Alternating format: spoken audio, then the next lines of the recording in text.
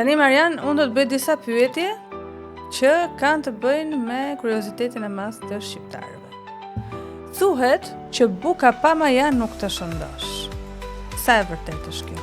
Nëse buka me maja të shëndosh, buka pa maja të shëndosh 50%.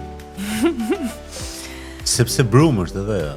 Po majaja është 50% e problemit që ne kemi. Po buka pa maja dhe e pasitur, ajo është pastaj.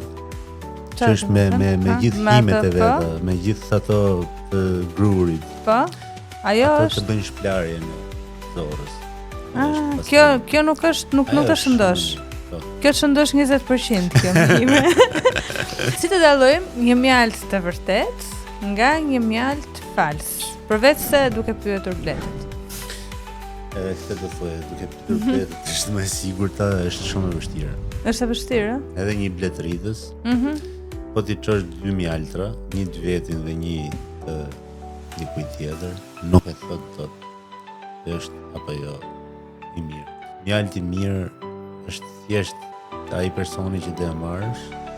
Që është shumë e besim, domethënë. Ti fare besimi, ti je person që ti do, ne për shembull i monitorojmë.